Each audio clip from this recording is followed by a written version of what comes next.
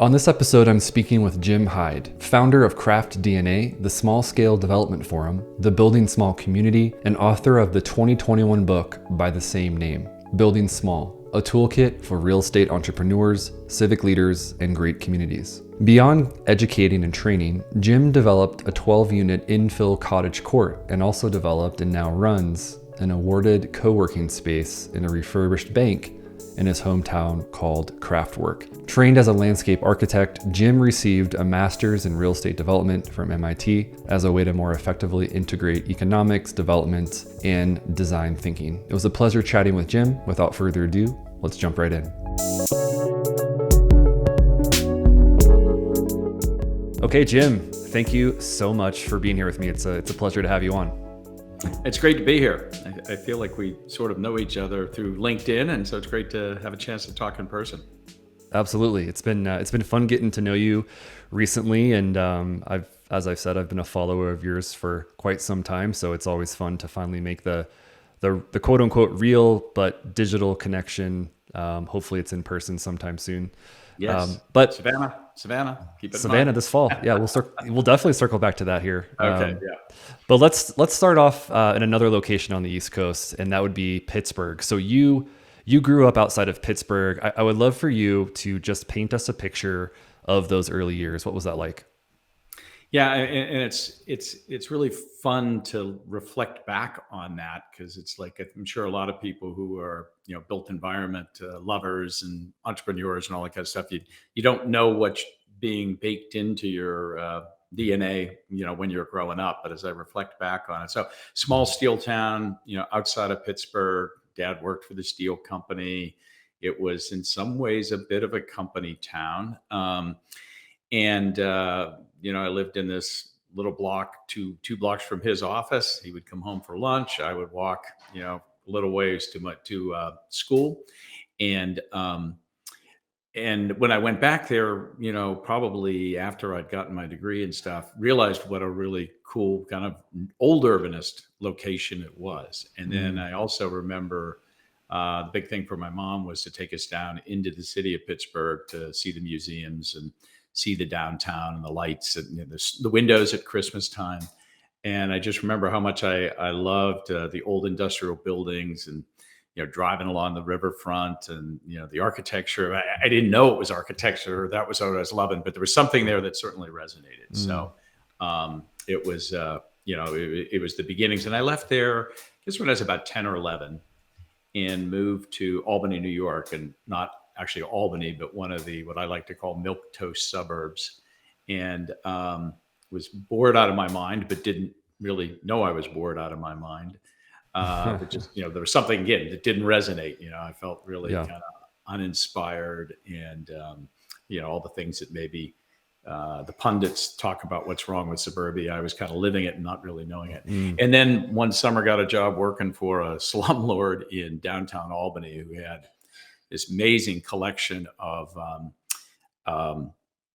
old brownstones. And so I was kind of his repair guy, and I'd go into these things and was just like, blown away with the streets and the buildings and all that kind of stuff. And so again, it was one of those things that just kind of struck a chord, but I didn't really know why or whatever. And so, then fast forward, go to school, kind of learn about all this stuff, and then reflect back on it and start to connect the dots of why that mattered. And in some ways, I guess maybe how it influenced, what was important to me and what I really wanted to do without knowing it at the time. It seems like you've had these moments growing up where you had these little sort of pieces of urban fabric, let's say, that you kind of brushed up against and you really enjoyed it. Didn't really know why at the time, right? And then you also had experiences with other parts of the built environment that just didn't do it for you. It felt really bland or boring for whatever reason. And it seems like the mix between the two, without you knowing it necessarily, allowed you to kind of have this subconscious understanding of what felt good and what you liked versus, maybe what you didn't necessarily really enjoy between those two different locations. Yeah, for sure. And fast forwarding, I think where it all really came together and struck me was the time spent in New Orleans, kind of second stop in the career circuit, and just such a rich city for place and urbanism and neighborhoods and great old design and new design and all that kind of stuff. So I think that's where it really started to come together. And that was probably one of the most influential places that I had been, anywhere along the line. So.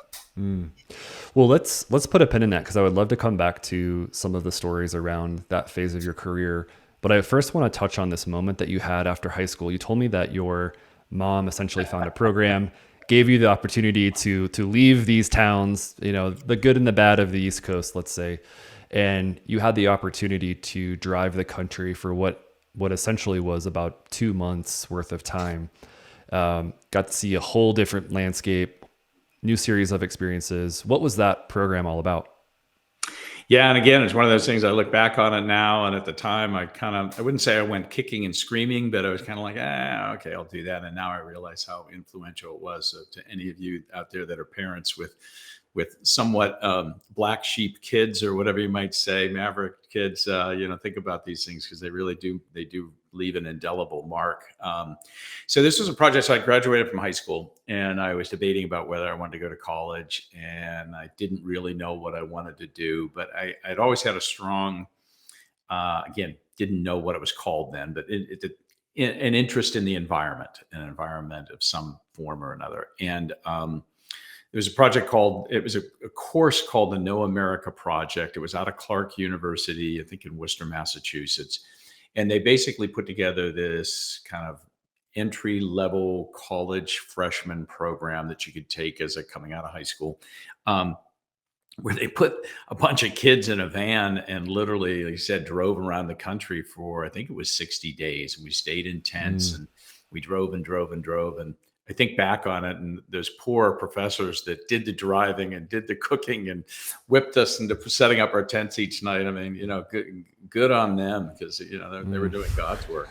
But and we would stop at different places along the way and hear about the environmental issues of that moment, the growth issues of that moment in that particular location. And I had never really been out of Pennsylvania, New York, maybe spent a little time in Florida on vacation. So this was my first great adventure across the country. And I just remember that, excuse me, that almost time lapse movie of the country unfolding and revealing itself as I traveled across. And it was just, it was magnificent. And I remember one night we pulled in really late to the Badlands and set up our tents, and it's dark, and then wake up in the morning and kind of the sun's rising, and there's this eerie, surreal kind of forms that just kind of, blew me away. And then we went and stayed with a rancher in Wyoming out on his ranch. And I remember, watching the sunset and the sky just come alive with the stars. And yeah, that's really cool, because I'm assuming that at that time, I'm sure your experiences were very, as you've laid out, urban focused, not necessarily the wide open landscape of the Western United States. So, getting a big dose of that right after high school.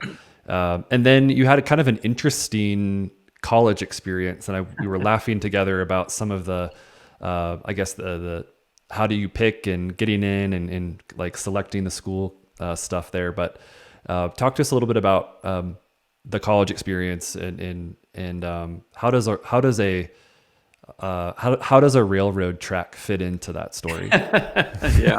Yeah. So again, I was a little bit like a lot of people can relate to this. If I was living now, I would have taken a gap year, but we didn't have gap years, back then. So, and I grew up in a fairly conservative family. So of course you went to college, and that's what you did after school. And so I went to college for a year, and I had gotten, they were piloting some things in my high school where you could take your freshman year in college as a senior in high school. And there was some money that Carnegie Foundation had given to SUNY system to pilot this. So, and then when you graduated, you had a choice of 3 other schools in their system. So I went to Plattsburgh for a year.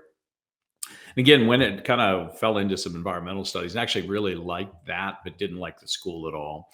And so I decided, I'm not sure I really want to do this. So I came back, and I was I had a pretty good work ethic. So I had 2 jobs. I was a stock boy in a grocery store at night, And I got a job literally laying railroad track from Albany to Montreal during the day. I remember we pull up at 5 a.m. and there were a bunch of young guys, and it was like John Henry. I was literally spiking, the ties the rails to the tie, and it was a crusty old crew that was there. And there were about 4 of us, young, whatever, 19-year-olds, that stay out way too late drinking and then, try to come in and drive spikes. So anyway, so I did that for a good 6 months, and it was great money. And, it's kind of, you didn't really have to think and everything. And I remember one day I was working, we were putting in some track, and this guy leans over to me. He was probably, at that time, he seemed really old. He was probably about, 55, but, he leaned over at me and he says, I heard you were in college. And I said, yeah, I was, but I just don't think it's for me. And, this is kind of fun and I'm making a lot of money. He looks at me like straight in the eye and he says, you don't want to be doing this when you're my age. Go back to school. So, and that left an impression, because I have to imagine, and I'm thinking back to my 19-year-old brain, there's some solace and comfort in getting paid a decent wage and not having to think too much about it. Right. So exactly. But I know that was actually a little bit of a trigger for you, and you ended up out West at a different school. And this kind of goes back to the comment where we were laughing about it, but all that you've gone through, with family selecting colleges and choosing universities, and certainly what I've gone through in a couple decades ago, doing that for myself. A little bit of a different story when you were selecting a school, and maybe times were simpler then. I think they were. I think the pressure was less. There wasn't any social media. I mean, the way you knew about what your friends was doing was maybe, a little bit of viral. You graduated in college or high school, you followed some people. But yeah, it's ironic, because I remember just recently my daughter, who's now graduated in college, but it wasn't that long ago that we were doing the college search thing, and you're hiring consultants to coach on the essay, and you're doing the tour, and there's all these apps now to look at like what's your scores and skills and how you're going to rank at the interview. I mean, she knew all the entrance rates. And, oh no, Dad, I can't apply there. It's only a 5% acceptance rate. And yeah, so I did the track thing, decided I'd better go back. So I go back to my high school. I found a counselor who would spend some time with me, and I say, here are the things I'm kind of interested in. And he had this old computer terminal, and he types in a bunch of stuff, and it prints out like 13 colleges. So I write them all a letter, and University of Idaho writes me this really nice letter back. I'm like, oh, okay, that's pretty nice. I guess I'll go there. And so I literally packed up the van and drove out in January, and showed up on the doorstep, and and then kind of all unfolded from there. Again, trying to figure out what I wanted, and stumbled into the landscape architecture department, and said, when I found out what it was, like, oh wow, this is pretty cool. This really lines up with what I want to do. And so kind of all unfolded after that. Thanks for listening to this episode of Transforming Cities, brought to you by Authentic. Authentic delivers premier multifamily brand experiences and smart digital marketing. Our proven approach aims to accelerate leasing velocity, boost rental rates, and increase long-term value. Simply put, we see brand as a business asset. You can find out more at AuthenticFF.com. So let's talk about after that. So you ended up in a few different roles right away after school. And I think there were a couple of years there where you were with, I believe, 3 different firms, kind of at the buffet, let's call it, sampling, kind of understanding, what's available and what you like and what you don't like. What did you take away from each of those experiences? And actually, what were those experiences and what did you take away from them? That's a great question. So, so there were three firms, and I will say I was pretty driven and rigorous at that point. So I'd kind of made a plan that said I'm going to work in 3 different places in 2-year increments, to kind of get a poo-poo platter of what the industry's like. And anywhere, anytime I went anywhere, I would take my portfolio and I'd go to firms and I'd show up and everything. So I was pretty driven by all that. So the first one was a multidisciplinary engineering firm in Vermont. And it wasn't like I totally wanted to be there, but in 1980, there wasn't a lot going on in the world in terms of new jobs. And for whatever reason, again, one of these serendipitous things, that firm and the University of Idaho had a very strong pipeline, and they always hired 1 or 2 landscape architects to move to Vermont and work there. So so I was the one they hired. And the last thing I wanted to do was go back to the Northeast. I was determined to stay in the Pacific. Right, stay away from home. Yeah. Yeah, but after a couple of months of not having and being driven and all that kind of stuff, it's like, okay, this is the opportunity. So there were 2 things that came out of that were really foundational. And one was I worked for there was a guy who ran the department who was an extremely talented marketer and kind of a brilliant design thinker. And so all of my training to that date had been pretty technical. So I was pretty good on the technical documents, and I could produce and organize and all that kind of stuff, but I hadn't had exposure to the kind of conceptual thought. So I picked that up by osmosis from him. And because he was such a brilliant marketer, we got to do amazing projects. I mean, for this little firm in a Butler building in the middle of nowhere in Vermont, we were working all over the New England and doing really cool urban design projects. So I learned a lot about that. And because it was multidisciplinary, when I had an engineering, electrical, structural, civil question, I could just go down the hall and ask somebody. And I was young enough and they were nice enough that they would kind of tutor me. So got a really good grounding in that.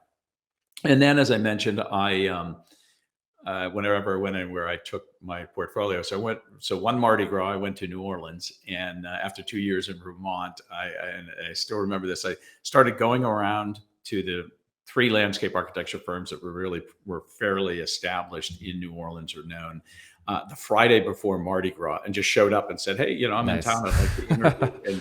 And after living there now for 5 years, I realized how audacious and stupid that was. But I thought, well, why won't they talk to me? So anyway, I did get an interview with this one firm, a Kaplinger Group, and a month later, I got an offer, and I said, I don't care what they pay me. I'm going to move to New Orleans because it was so much fun. And it was a really big design firm. We probably had 300 people. Incredible talent. We were working on the World's Fair. We're working on a lot of projects. And the owner, although he was an architect, he, excuse me, he really fancied himself as a developer. So he would do a number of development projects. We would do the design work associated with it. So I started to get associated with that kind of, thinking, design, but also the practicalities and the power, I think, of being a developer, being your own client. The other thing I got from that is they went bankrupt because the World's Fair did not succeed. They didn't get paid. So everything cascaded down. So the other lesson I learned there was like how not to run a design firm and pay really strict attention to cash flow and things like that. And then actually when they went bankrupt, 2 of the senior partners and myself bought the firm from him, and he was very gracious, gave us a pretty good price. We bought it. So I ran that for 3 years after that. And that was an interesting experience, but it was a very small parochial market. So I finally started poking around again and got an offer from Design Workshop, which is one of the great landscape architecture firms in the country, maybe even the world. And but they were just kind of getting started. So I moved to Denver, worked for them, and my opportunity there was, up to then I'd done a lot of kind of technical site urban design kind of work, and there I got thrust into new community planning. So my first project was 25,000 acres in the Las Vegas desert for Howard Hughes Corporation. And so got exposed to, what it takes to build community and all the, the framework and the issues and all that kind of stuff. So whole different scale, whole different set of priorities. And I thought, well, I'll never see this in my lifetime. You'll do this for a couple of years, and I mean, Las Vegas being what it was, pretty well built it out in, not too long a time. So it was pretty interesting to see how quickly, in fact, we could do things. I remember writing design guidelines, and you could go back 2 years later and see how they actually performed or not. Versus a lot of places you write things and they sit on the shelf for 10 years. I mean, it was almost a living laboratory where things you could test out and see the results pretty quickly. So it's good. I know that this was a time when you started to find a passion about shaping community, and I want to come back to that. But I want to circle back really quickly, just because what came to mind with that story of the 3 stops and taking your portfolio and just sort of showing up. It warms my heart a little bit, because in a way I did something very similar when I moved out to Denver, and I essentially just set up meetings, brought a portfolio in and had conversations. And Most of the time it didn't work out, but every now and then you'd make a great connection. You would Yep. meet someone that you then know for 20 years. And I think, with a number of young designers coming up in the industry, I see a lot of, boilerplate emails and Yep. firing off just the bare minimum. And recently we were going through a hiring process, and there was one person in particular that sent a very personalized email to a specific person, followed up, connected with me on LinkedIn, shared why he felt like he would be a good fit for the role and so forth. And I think that's the modern day showing up with a portfolio, Yeah. showing interest, walking through, knocking on the door. And I think there's a lot of takeaways there. It doesn't necessarily literally need to be today, go there with your portfolio. Right. But I think that there's a lot of lessons learned there. And I think it's great to hear that you did that and you are where you are today. It's really cool to see. Well, and So, just a quick follow on to that. I mean, yeah. I mean, maybe it was good manners or whatever, but I would always handwrite a postcard from somewhere where I was living and to all the people. And excuse me, I'm sorry. And it's always interesting to me now to run into people who, I mean, a lot of them didn't turn into jobs or turned into jobs, but I didn't take them. But it's my advice to most people is this is an incredibly small industry, and you want to maintain and build those relationships, because people end up somewhere that you just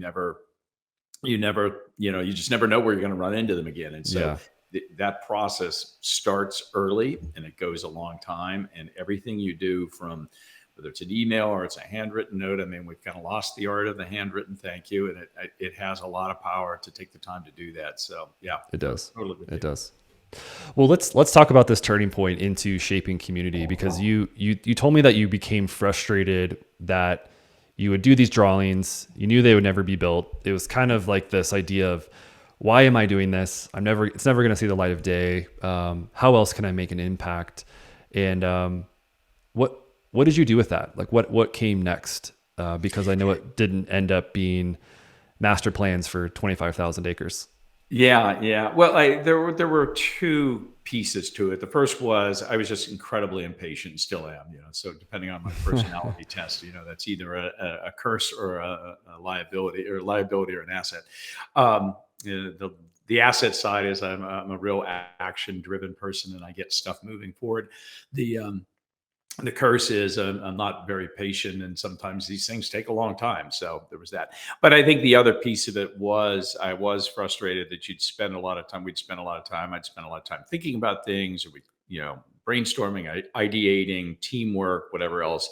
We'd go into the client and they'd kind of nod and they'd say, "Oh, that's really cool." And then, what finally got built when you go back a year or two later looked really, really, a shadow of the ideas that you had. And so Mm, I, the question I ask myself is, what do I not understand about the world that they're working in? Or why am I not able to communicate more clearly the value of what we're putting forward? It's getting watered down for some reason. A, do they not understand it? B, am I not communicating it? Or C, are there some forces out there that as the designer, I am completely, missing here? And so, went back, and I had been debating a long time about going back for a degree in business, a master's in business or design. And it's like, do you refine and drill into one's particular specialty, or do you broaden out and pick up another skill set? And I decided that mm. I think my interests, my acumen and everything was driven more towards trying to pick up the business stuff. So I went back and did a real estate degree in, master's in real estate development.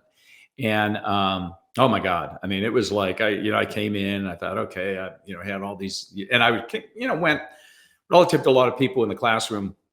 And this was one of these 1 year exec programs where you have to have 5 years experience, and they bring people from all over the country and all over their backgrounds. So I thought, okay, well, I've got 15 years experience, and I've worked all over the country, and I've worked for these really great firms. So I'll have a lot to contribute. And in the first week, they start going through the finance stuff, and I am so over my head and so lost. And then, we're Mm. talking about insurance and legal contracts and all that kind.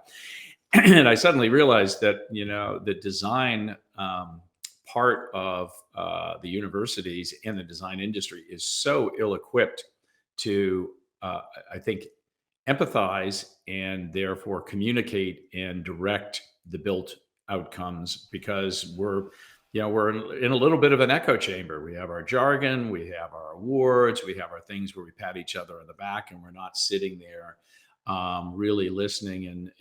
I mean, I think there are some people obviously who are very good at that, and they've learned how to do that. But for me, it was like learning a foreign language, and I suddenly now understood. Didn't necessarily always agree with what people were going through, but I felt like I could at least talk their language in a way that they would understand. And I think there's much more appreciation and value given to a lot of the subjective qualities of place. But at that time, it was very much a quantitative discussion. So anyway, so Mm.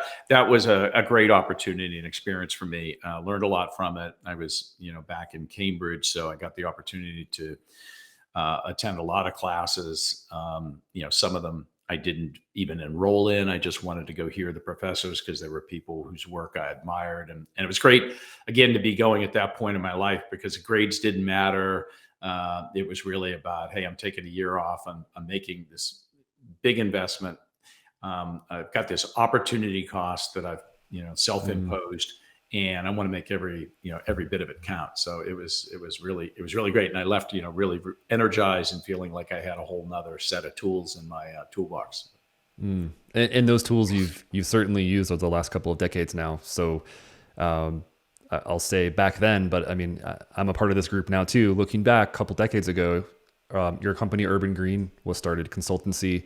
And then more recently, and I would say maybe not more recently, but over the last decade or so, it seems like there's been this trend of you becoming known more and more as kind of the building small guy or the mind that talks about building small and why that matters. You've started the small scale developer forum that is now heading into its 20th season. And you've also now written a literal book by the same name, which has coincidentally come up in so many conversations that I've had over the last year.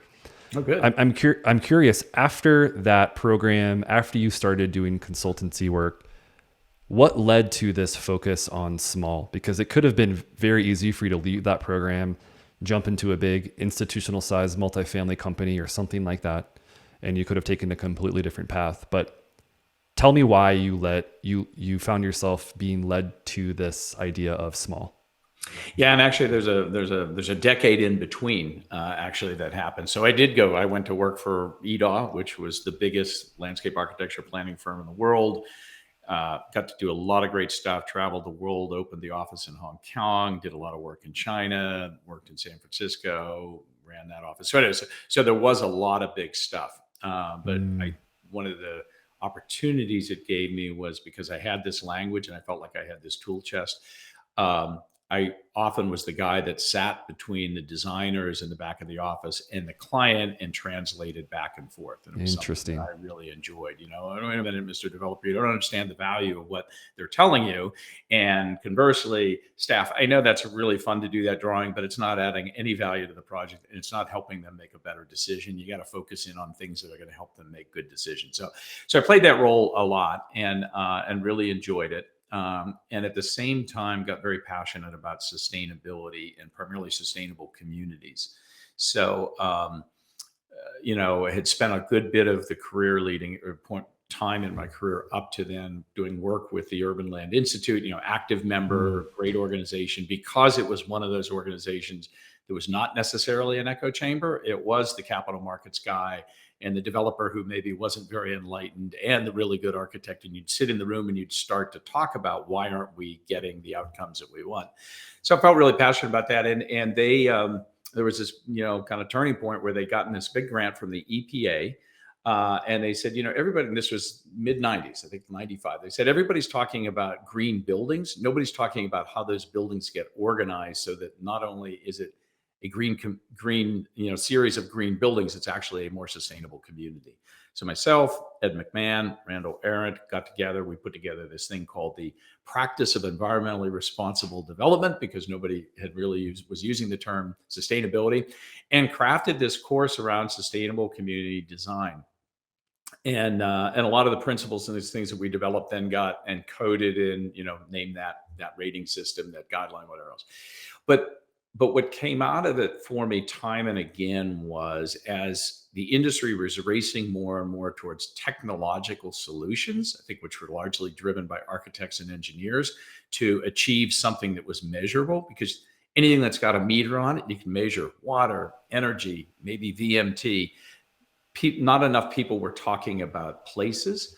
And so I often said, it could be as energy efficient as possible, but if it's not a place that people love, it's not going to be sustainable. And so I really got fascinated with two things, what creates true places, and what about the process leads to more sustainability. That sustainability, again, we had this whole thing around LEED that, when I'm being cynical, says taught a whole generation of people how to fill out forms. It didn't Mm. teach them to change the way they think about design and what is being built. So we really needed to change the process of design, the way that clients approach projects and everything else. So I really got fascinated with that kind of, where do you start and how do you drive that? And that, kind of led me to more and more about granularity, small scale, as a way to experiment, incremental, create more human scaled places that were true places and were authentic places. We were seeing more and more of these big mixed use projects that were parachuted in, and they were borrowing whatever the latest move was that was on the cover of some magazine, and bringing it into some community that really had nothing to do with the DNA of that place. But the small scale stuff that I would joke about, I'd work on big projects in the day. And then at night, I would find myself in the alleys and the nooks and crannies of places, having a drink or checking out this cool new little restaurant or whatever else, and meeting the people who were behind those, and really, being passionate and appreciative and loving what they were doing. And so, it's got to this thing about, well, why aren't we doing more of this? And so some of the big scale projects I was working on with master plan developers was, how do you bring that kind of fine scale, incremental, organic, evolutionary, accretive kind of development to new communities, so it feels like it's been there a while. And Mm. worked on a couple projects where we tried to do that, and then say, don't build the 80,000 square foot clubhouse. Build, 1,500 square foot, little buildings along Main Street, and leave a few blanks that can fill in over time. And they never quite got it. I think there are some now that are starting to get it, but that was really, where I was headed more and more. And so where it, again, kind of the big connection point was when I started the Small Scale Development Forum, which grew out of the Urban Land Institute. And they were looking for some new content. I had been teaching professional development in sustainable communities, advanced residential, and then mixed use development. And they said, is there something else out there we should be looking at? And so, well, I think there may be other people that feel like I do. So much of this stuff, it's getting to the point that if you're not $1 billion REIT, like, how do you have impact? And so we started the first forum, and it attracted a lot of people that we didn't know were out there, but were as passionate as I was about this whole idea. And so, as you said, last weekend, I just flew home. We had our 19th one in 11 years. And it's turned into, I think, quite a recognizable, big thing, that there's a lot of people swirling around the idea for a lot of different reasons. We can talk about that, if you Yeah. want. Yeah. Yeah. I'm fascinated by this, because I'm super curious what version 1 looked like, or what you thought version 1 was, and now what you are planning version 20 to be for the Small Scale Development Forum. What was the mindset then, and what's the mindset now? It's a great question, because I just put together kind of a timeline of all of the innovations that have occurred along this 11-year arc. And to me, the whole program, the people, the innovations are so emblematic of what this is all about, which is entrepreneurial people, being agile, making it up as they go, innovating, rapid prototyping. It's not, we don't have big committees that sit around for a year and write a manifesto and then, okay, who's going to do this? Just come up with an idea and well, let's try it. Let's see what happens. So to your question, the first one was in San Francisco. We had about 20 people. It was one day. It was in a ballroom. Fortunately, a better hotel ballroom than most conferences are in. And, we did a couple of panels, classic kind of things. And so we did it 2 or 3 times like that. Found what was interesting was we thought we would get people who were just starting the profession. And we got probably about half of the people who had been doing this for 10 or 15 years. And they were, as I like to say now, they were not waiting to scale. They were not doing small because they were waiting until they could be big. They were doing small because that's where their passion lay and that's what they wanted to do with their career. And then about 3 or 4, maybe number 4, we said, well, maybe we'll add a morning and do some tours, opt-in kind of tours. We were, I think, forget where we were, but it might have been Seattle, I think. And so we did a couple of tours. We toured some projects. People, oh, that's pretty cool. And then fast forward a couple more years, and now we're up to an informal meetup for anybody that got into town the night before to kind of have a couple of drinks and reconnect.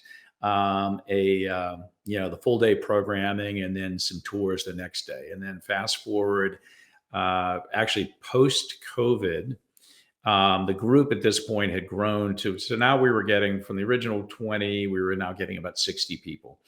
And we had a group that had, many of them had come to 5 to 10 of these. So there was now this community of peers that really both were sharing, they were doing deals together, and they just loved the moral support. So I joke about the forum as it's part training and part moral support, because we all know how lonely it is to be an entrepreneur, and it's lonely to be an entrepreneur when you're kind of tilting at windmills. So there was this community where people, especially post COVID, where everybody wanted to get together. So at that point, we stepped away from ULI as the organizer, and I took it on personally. And at this point, I was like all in. So organized them, and I did everything from the name tags to the menus to everything else.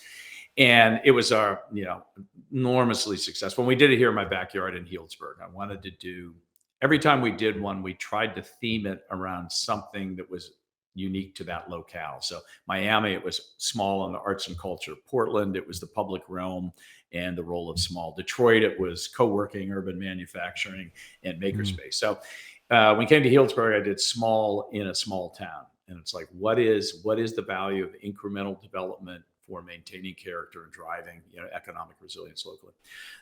And at this point, we had a big welcome reception in my co-working space, and we brought in the pizza oven and DJ and lots of open bar, and it was great. And then the next day we had a combination of tours and great dinner, and then the next day we had another more tours and more dinner. So now we're up to 2.5 days. We got 60 people. The thing is just like this immersive experience of moral support and learning and touring and everything else. And so the next one, which was in San Antonio, one of our longstanding participants, Michael Lander, stepped up and said, I really want to pay for an extra registration for somebody to be able to come to this that might not be able to come but could really benefit. And so we did what we called the Small Scholar Program and had some applications, enormously successful. And so it was so good. The next one, 18, we said, anybody else want to? So with 7 people, and again, no committee, no like big goals. Oh, we're going to do DEI and all this kind of stuff. We just said we're going to give some money to somebody that can't come attend. 7 people. We had 35 applicants, all of color, women.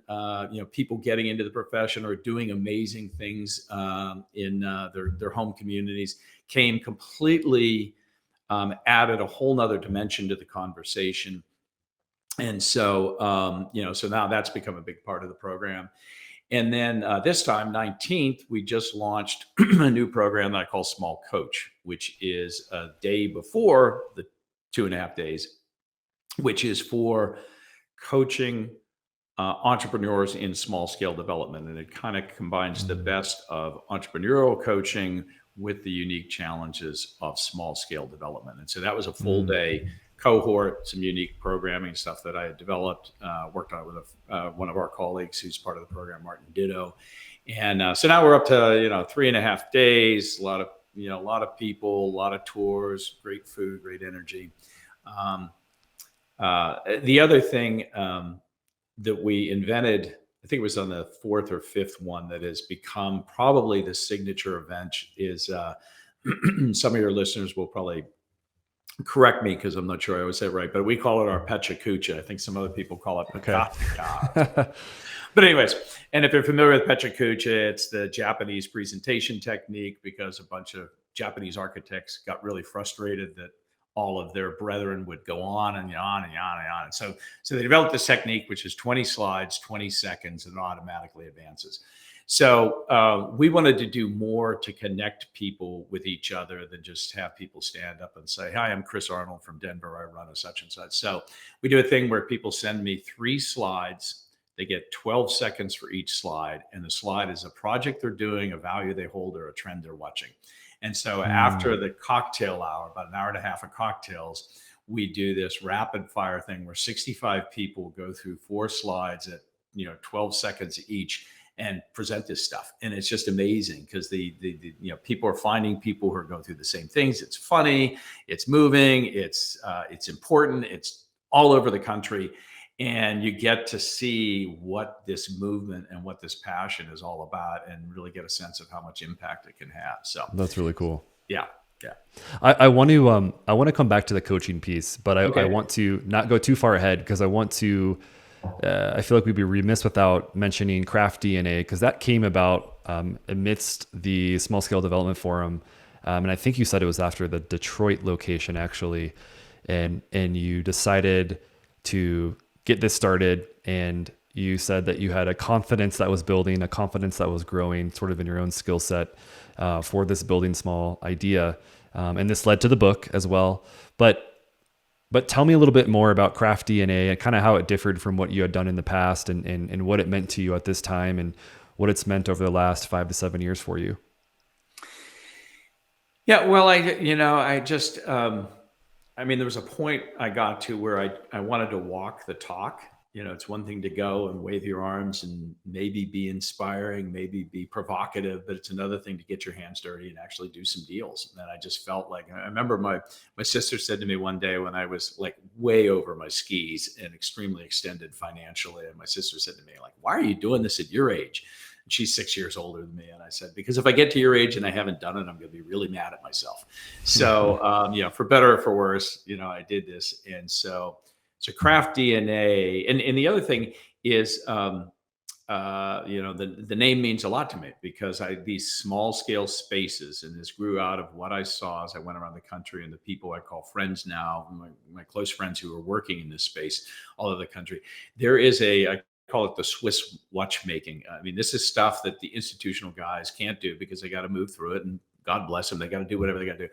But the amount of care and feeding and love and blood, sweat, and tears that go into these projects, where you're playing with every single detail of it to make it something really special and give it that personality. It's a craft. You are crafting places, and so it's one of those epiphanies. You wake up in the middle of the night, it's like craft. That's what I want to call it, craft development. And so it was Craft Development was the actual company that is. It was a sister to Urban Green. So Urban Green was kind of the sustainability, and I had a run and expertise in that. But Craft Development became the moniker for the work I was doing, actually in development.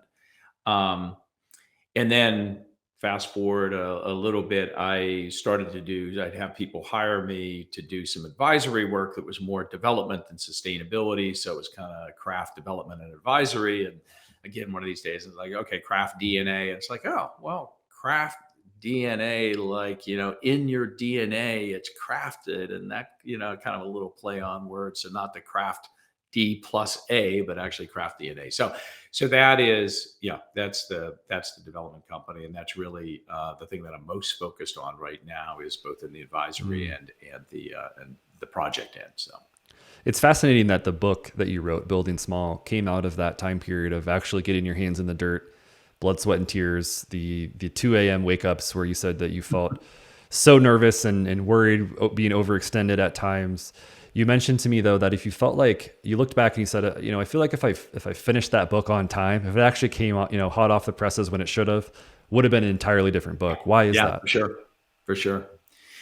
Yeah, because it originally started out, and again, it started. The whole idea was kind of I was leaving Denver. I forget which number of our forums it was, but I was flying back, and I was just again so moved by the stories I'd heard by these developers, so moved by the projects I'd seen, and so frankly angry at how hard this stuff is when this is everything that the communities wanted. And I thought, somebody needs to tell this story. So I naively said, well, I think this is something I'd been wanting to write a book, but I could never find anything that I thought I would be passionate about to see it all the way through the end. And I was really feeling passionate about this. So I started on it.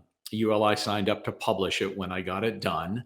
And so I, started working on it, and it was going to kind of tell this story. And then, as I said, got my hands dirty, started walking the talk, getting into my own deal. So as I'm writing, the book is in 3 parts: a what and why. What is small scale development, and why is it important? And why is it important now? Not just in general, but why is it important now, given everything that's going on in the world? The second part is the how of small. It's really a toolkit. And then the last is the who of small, which is a series of projects and people. But anyway, so I thought this would be the what and why.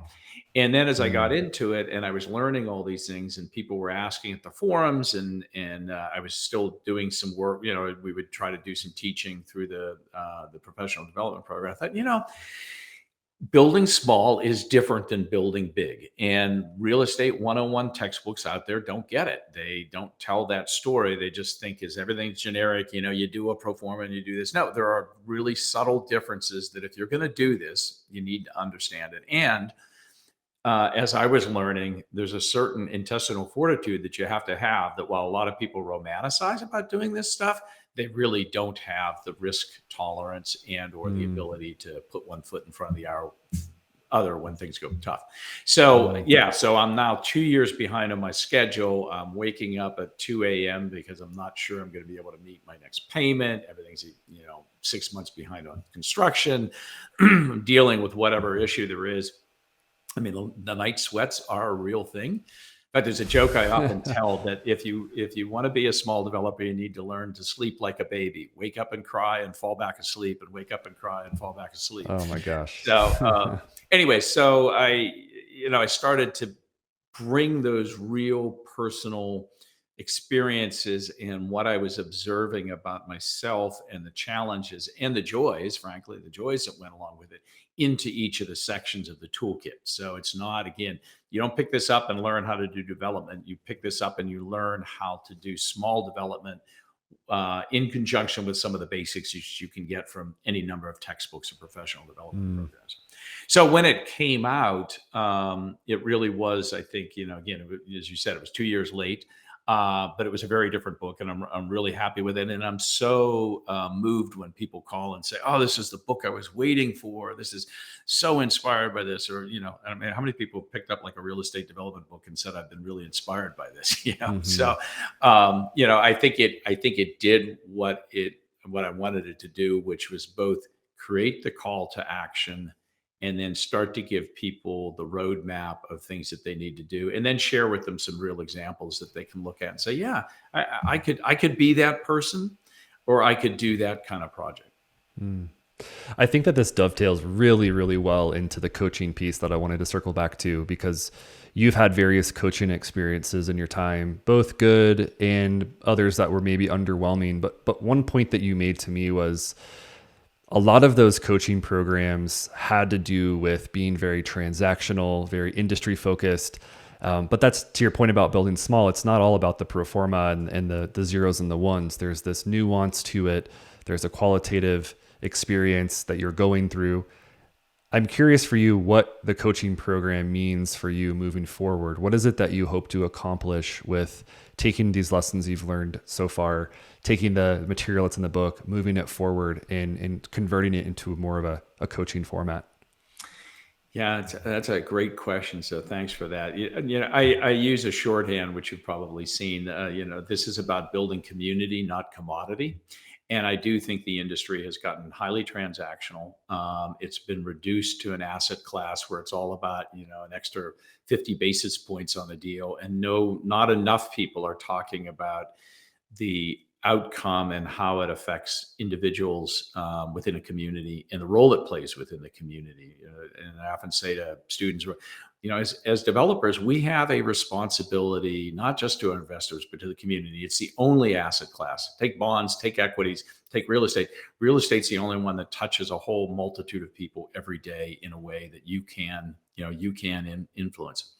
So, and it's a lot of the things. It's really a lot of the motivation behind the forum, because we're coalescing this group of people that feel that way. I mean, it's frustrating. Sometimes people feel like, that's a quaint idea. That's a cute idea, buddy. But that's not the way the world works. But I think there are a lot of people that feel, yes, we have a responsibility, and we're not gonna do it and do it as philanthropy. We're gonna make real money, but we want to do the right thing. And so the forums are very much about that. And the coaching piece of it was, as you said, I've been involved in some coaching stuff, which I've really enjoyed, and I've gained a lot out of it.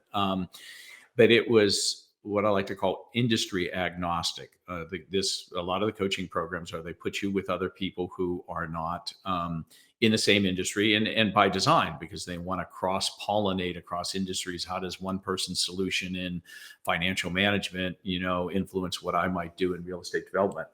But I feel that the challenges and the unique issues that face small developers, you need to sit around with other small developers. You need to be able to share some of the pain and suffering and some of the joys, and be able to say, I'm really struggling with this. Hey, have you got a template? How does that work? So I think there's a place where there's an intersection of coaching to be a good entrepreneur and coaching to be a meaningful small developer. There's a void there. And especially because there's so many people and there's a lot going on in the industry right now to train people to be real estate developers.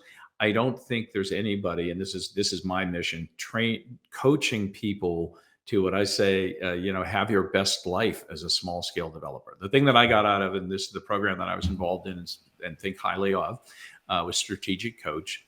And the thing that shocked me when I got there was how focused it was on the entirety of my life, not just my business. And so it really helped me bring back into focus my family, my personality, my health, but also grind through and stay with the projects that I was working on and get them done in a way that, was really very fulfilling. So I want to take all of that, bring it to the uniqueness of small scale developers, and what I've tried to communicate and share through the book about how you actually get it done, why it's important, why it matters. So it's kind of a mashup of three primary things: why you should do it, and why it matters, and why you need to keep your eye on a bigger ball than just the bottom line; how you survive and maintain and don't lose yourself and your family in the process; and then how do you keep one foot in front of the other and have both a successful business and successful projects at the end of the day. I really love the mission there. I love the stories. I love the scaffolding that you have created. There is a scaffolding that just seems to make a lot of sense between the sections in the book and how that dovetails into coaching. And I'll be sure to make sure that we are linking to both, the book as well as the online forum. So if anyone wants to join the community, poke around, they definitely can. Jim, before we wrap up here, I want to ask a question that may be nearly impossible to answer, but I look at this track record and I see this 20th forum coming up this fall, and I'm wondering how you're feeling about this building small community, continuously growing, steadily growing. Where do you see this movement headed, and are you comfortable being this core shepherd as it moves forward? Yeah, I mean, I do think we've turned the corner where it's no longer a quaint idea that's off in the wilderness. I think there's a lot behind it. It's got a long way to go, but I think there are three forces at play. The first one is DEI, and I didn't mean to be dismissive when I said that, but what I'm talking about is the difference between DEI programs that are performative, meaning, we'll create this program, we'll do this, and we'll attract some people of color, versus doing something that I think we're doing in small scale development, which naturally brings people of color in. And what I see is the people who are coming to our forums want to work in their communities, not in a corporate role in a big REIT. They want to work in their communities where they grew up, where they've seen distress, where they've seen redlining, and they want to make a difference. And so the way you do that is by being a small scale entrepreneur. So we're not asking, they're coming to us. And I think we're having a big impact in terms of motivating.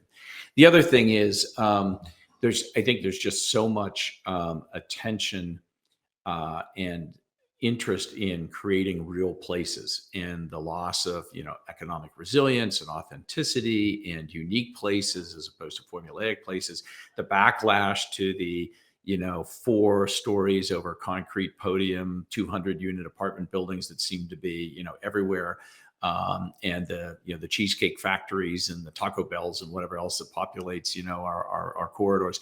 So I think people are starting to recognize that real places require smaller scale, incremental, rapid prototyping, kind of experimental tactical urbanism things, and that's coming from people from our world and that. And then the last thing is, I just think we're read the news today about what's happening in the office sector. I mean, I think we're headed into a world where, while there may be a lot of capital sloshing around out there, it's going to be very, very judicious in terms of where it goes. It's going to be very hard to do some of these mega projects that we used to see. It's not going to be easy to do small projects because, unfortunately, the lenders for small projects are the community banks that are being, highly scrutinized after the failure of SVB and stuff. But I think that there's going to be more opportunity for smaller projects, because you can lose $1 million, not $100 million, if you're an investor or you're a developer, and there's a couple of millions that don't go necessarily great build up to something. The sum is greater than the parts, and long term you do create value. So I think, and as far as a role, yeah, absolutely. I mean, this is one of those things where I didn't sit down one day and say, okay, this is where I want to be in 10 years. This is what I want to. It's been very much a make it up as I go, but I am so passionate and feel so fortunate to have met the people I have, to seen the things I've had, and to be able to, I think, sit and talk to people like you and share the joy and the passion, and hopefully the power and potential of this, so that we can grow the movement. So absolutely. Yeah, absolutely. I think that's a wonderful mission, and I'm personally excited to take more of a role in it and be a part of it. It's definitely something for me. If any of you've been listening for some time, I find a lot of interest in building small and making a community out of something that doesn't necessarily have to be at scale. It doesn't need to be this big giant thing. It can be something that's just down on Main Street, and I love that opportunity. Jim, it's been a pleasure talking with you. I always like to end with a couple of rapid fire questions, just to get you thinking. Okay. Yep. And the first one is, you're around so many small scale projects. I'm really curious to you. Does anyone in particular stand out that you've seen in the last year or so that you want to give a shout out to, that we as listeners and participants in this conversation could go take a look at or Google search and learn more about? Boy, it's tough because there's so many and they're small scale, and it's as much about the people that are doing this. I mean, again, I was just in Philadelphia. We saw some cool stuff there. I happened to walking back to my hotel, saw this thing called, I think it was Walnut Grove. It was a burned out lot where they put in this little pop up of a couple of sheds, pizza oven, bar, picnic tables as a way to fill in the broken teeth. It was they just opened that week. We didn't even get a chance to see it. There's great work going on. My friends in Oklahoma City, Pivot Development, doing amazing things. Lorenzo Perez with Venue in Phoenix. That's just, there's so many projects. I know you'd asked me to think about that, but I couldn't come up with any single one. I just think, the thing I'll tell is people go to the Building Small community network, and you'll see a lot of cool stuff on there. So let's I love that. Okay. One book that you would recommend right now, and why do you recommend it? Business, pleasure, sci-fi, doesn't matter what it is. What would you say? Yeah, so I happened to, a friend of mine, Pike Oliver, sent me a copy of a book that he had just written called The Big Plan. And I thought, well, the big plan, what's that got to do with small scale development? So it has nothing to do with small scale development, but it's all about the people and the evolution of Irvine Ranch. And what was fascinating about it is, at a time when it's so hard to get anything done, to just imagine a time where you could dream big, actually get something of that scale done and approved and built. The amount of chutzpah that went into it, not sure it all was great, but it made me a little wistful for a time when you could actually dream and go build things, as opposed to being totally, caught up in a balkanized approval system, even for a small project. So it was entertaining, historical, and like I said, gave me a time a way to reflect on, gee, what would it be like to be in another era doing this stuff? Jim, there's only one more thing to do. It's been such a pleasure to have you here, but I like to say that the last thing that we like to do is just roll out the red carpet for you. Tell the listeners in the world what you're up to and where they can find you online. Well, thanks. I love a good red carpet. So you can find me on a couple different, maybe too many places online. So that's why you and I are talking about branding, Chris.